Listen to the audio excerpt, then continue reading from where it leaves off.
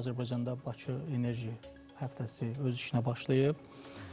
Bu çox ciddi regional enerji platformasıdır və bu bir daha Azərbaycanın regionda enerji sahəsində həm strateji tərəfdaş kimi, həm də aparıcı oyunçu kimi önəmini göstərir. Bakı enerji həftəsində həm ənənəvi enerji istehsalında, həm də ki, bərpa olunan enerji mənbələrinə keçiddə çox önəmli oyunçular iştirak edir, çox böyük şirkətlər iştirak edir və Azərbaycan da bu sahədə bilirsiniz, artıq yaxşı enerji dövlətin əsas prioritet strategiyalarındandır və enerji təhlükəsizliyində də çox mühüm iştirakçılardan biridir, bəli. Şahin bəy, biz 2030-cu ilə qədər artıq böyük ölçüdə bu alternativ enerji keçidi planlaşdırırdıq. Bu bir neçə il əvvəldən artıq bu məsələ gündəmdə idi və təbii ki, bir gün, iki gün işi deyil. Bu istiqamətdə addımlar atıldı. Böyük şirkətlərlə, Ərəbistanın böyük şirkətləri ilə həm günəş, həm külək enerjisinin faydalanmaq baxımından, çünki bu potensial bizdə böyükdür. Bugün də havasına baxanda görürük ki, böyükdür. Yəni, belə bir potensialımız var. Bu potensialı 2030-a qədər tam mı aça biləcəyik, tam mı istifadə edə biləcəyik, yoxsa necə? Və o istiqamətdə işlər necə gedir? Belə deyim, bu potensial həqiqətən də çox böyükdür. Ancaq bu, belə deyək, bunun arxasında çox ciddi bir sistem əhəmiyyətli bir iş dayanır. Yəni, bu potensialın da açılmağı zaman alır tədricən. Ancaq ki, ölkəmizin, xüsusilə hökumətimizin qarşıya qoyduğu hədəflərdən bəlli olur ki, biz 2030-cu ilə qədər artıq bu qarşıya qoyulan hədəflərin bərpa olunan enerjiyə keçid istiqamətində bir xeyli hissəsinə nail olacaq. Mən belə düşünürəm. Hər halda bu təkcə ənənəvi enerjinin tükənən olmasıyla bağlı deyil. Bunun bir ekoloji tərəfi də var. Çünki bizdə COP kimi bir tədbir keçirildi və şəhər salma ilə bağlı Dünya Şəhər Salma Forumu keçirildi. Şəhər salmanın əsas faktorlarından biri insan yönümlü olması və bu zəhərli qazlardan, emissiyalardan xilas olmaq məsələsidir. Yəni, bizdə bu işi sürətləndirən səbəb enerjimizin tükənən olmasıdırmı, yoxsa digər səbəblər də var? Burada bilirsiniz, Azərbaycan öz öhdəliyi var. Karbon emissiyalarının azaldılmağı ilə bağlı öz öhdəliyi var. Bu, ümumiyyətlə, hökumətin özünün qoyduğu prioritet istiqamətdir. Və bu, həm də bir zərurətdir artıq. Artıq dünya bu istiqamətə keçid edir. Bilirsiniz, Beynəlxalq Enerji Agentliyinin hesabatlarında da göstərilir ki, elektrik enerjisi artıq gələcəyin əsas enerji mənbəyidir. Yəni, bu çağırışlar var. Azərbaycan artıq ənənəvi enerji istehsalında öz sözünü demiş bir oyunçudur, neft-qaz istehsalında. Ancaq ki, dünyada artıq gedən proseslər onu göstərir ki, bərpa olunan enerji, xüsusilə elektrik enerjisi artıq gələcəyin enerjisidir. Bilirsiniz, süni intellekt mərkəzlərinin xüsusilə son illərdə sürətli inkişafından sonra. Ona görə də bu çağırışlara hökumətimiz çevik reaksiya verir, belə deyək, və bu həm ekoloji cəhətdən bir zərurətdir, həm də ki, artıq gələcəyə doğru addımdır. Şahin bəy, Azərbaycan Prezidenti elə çıxışında, müraciətində qeyd etdi ki, 1994-cü ildən başlanıb bu yol, düzdür, uzun müddət bizim torpaqlarımız işğal altında idi, tam güclə bizə addım atmağa bu sayda imkan vermirdi, amma bugün artıq biz gələcəkdə, indi hal-hazırda 16 gigavat bu günəş və külək enerjisindən danışırıq. Bugün Azərbaycanın müxtəlif bölgələrində günəş panelləri artıq var, insanlar bundan istifadə edirlər və bu istiqamətli işlər aparılacaq və bundan sonra 2032-ci ilə qədər də yəni bu göstəricilər daha da artacaq. Mən istərdim bugün, bax, sizin enerji məsələlərini tənzimləmə agentliyində enerji effektivliyi departamentindəsiz. Enerji effektivliyi və tənzimləmə ümumiyyətlə necə həyata keçirilir, necə həyata keçirilməlidir və effektivlikdən bugün danışırıqsa, hansı incəlikləri məsələn biz bilmirik? Enerji effektivliyi, belə deyək, termin olaraq bir qədər yenidir bərpa olunan enerji mənbələrinə münasibətdə. Ümumiyyətlə, enerji effektivliyi mən sadə dildə biraz söyləmək istərdim ki, yəni enerji effektivliyi nədir? Enerji effektivliyi enerji resurslarından səmərəli istifadədir. Məsəl üçün, deyək ki, bu studiyanın işıqlandırılması həyata keçirirsiniz. Siz işıqlandırma komfortuna xələl gətirmədən eyni işıqlandırma səviyyəsini saxlamaqla daha az enerji istehlak eləməklə belə deyək, eyni işıqlandırma səviyyəsinə nail olursunuz. Bunu da necə nail olursunuz? Buna yüksək effektivli işıqlandırma sistemlərinin tətbiq ilə nail olmaq olar. Və yaxud da bir bina düşünək. Deyək ki, onun istilik sistemləri gün ərzində 10 saat fəaliyyət göstərir və o binanın optimal istiliyini təmin edir. O həmin binanı izolyasiya eləməklə o istilik sistemlərini gündəlik 3 saat, 4 saat istifadə edirsiniz və bir xeyli 50%, 40% də təbii qaza qənaət edirsiniz. Yəni enerji effektivliyi mövcud olan enerji resurslarını daha səmərəli istifadə eləmək yoludur. Bu xüsusilə Rusiya-Ukrayna müharibəsindən sonra Avropa ölkələrində bu kifayət qədər enerji resurslarına səmərəli istifadə kifayət qədər önəm qazandı. Cənab Prezident ötən günkü çıxışında da eyni zamanda yaxın şərq regionunu da qeyd elədi bu sahədə, bəli, konflikt olan bəli ərazilərdə. Yəni artıq bərpa olunan enerji kimi ən azı enerji effektivliyi, enerji resurslarına səmərəli istifadə də çox vacib bir faktordur. Və ölkəmizdə də artıq bu dünyanın bir sıra aparıcı ölkələrində ümumiyyətlə enerji effektivliyi istər dayanıqlı iqtisadi inkişafın təmin olunmasında, istər ekoloji dayanıqlılığın təmin olunmasında mühüm önəm kəsb eləyir. Və bir çox ölkələrdə artıq bu dövlət siyasətinin prioritet istiqamətlərindən biridir. Və Azərbaycanda da bu sahədə artıq mühüm institusional və hüquqi addımlar atılıb. Enerji resurslarına səmərəli istifadə və enerji effektivliyi haqqında Azərbaycan Respublikası qanunu qəbul olunub və qanunun əsas məqsədi enerji istehlakının optimallaşdırılması, itkilərin azaldılması və enerji effektivliyi texnologiyalarının tətbiqinin genişləndirilməsidir.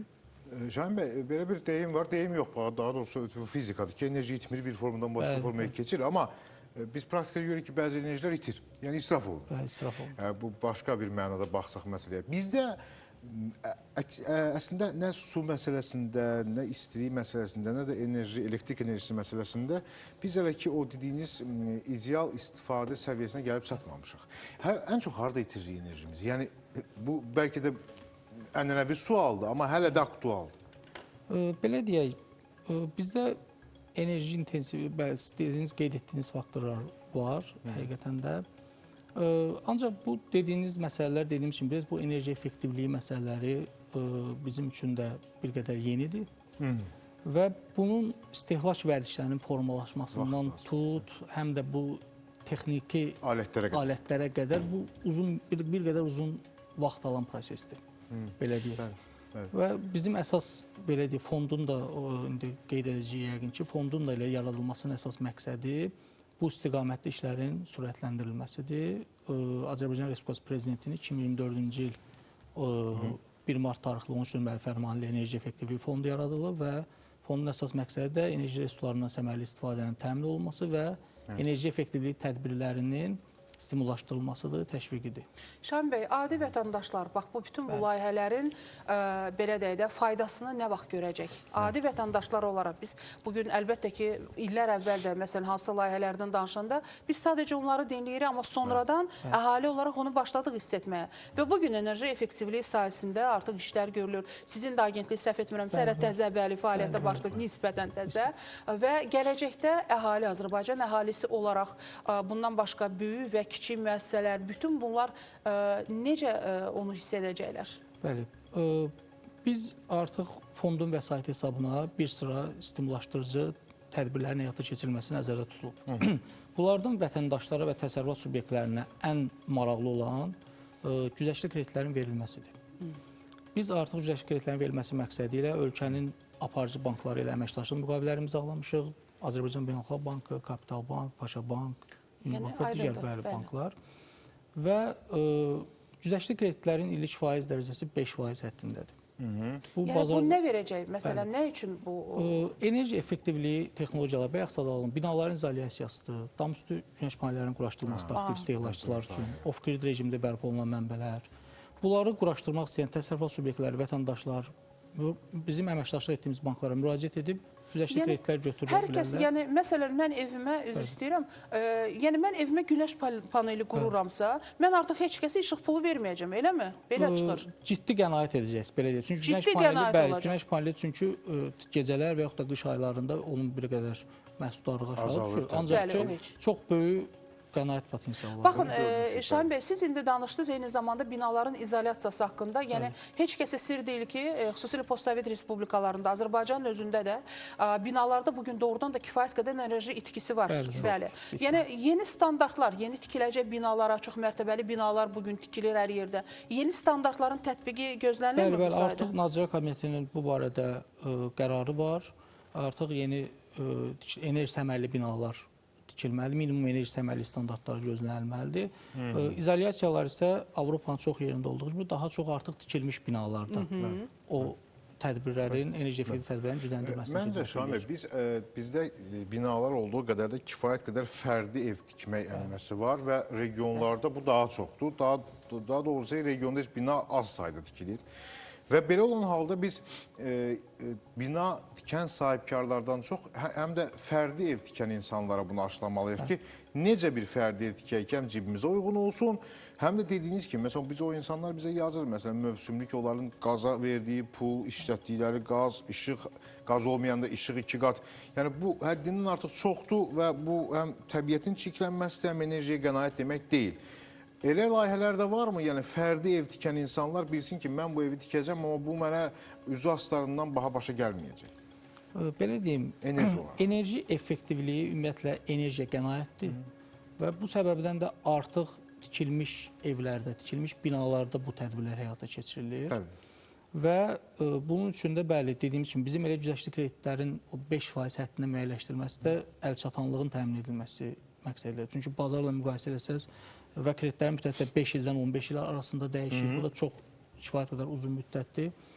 Və bəli, dediyiniz kimi artıq evi hətta tikib qutaran şəxslər belə, hazır ev olan şəxslər belə həmin kreditlərdən faydalana bilər və izolyasiya tədbirləri ilə, damüstü günəş paneli quraşdırmaqla öz evinin enerji istehlakını əhəmiyyətli dərəcədə azalda bilər. Və Şahin bəy, bugün ümumilikdə belə deyək də, tam belə deyək, ümumiləşdirsək, daha doğrusu deyək, enerji effektivliyinin tətbiqinin daha sürətli getməsi üçün hansı maneələr var? Bu maneələr nədən ibarətdir? İnsanların daha az məlumatlı olmasıdır, yoxsa qanunların hələ tam belə deyək də uyğunlaşdırılmaması, maliyyə məsələləri? Mən istərdim bu haqqda da danışasınız.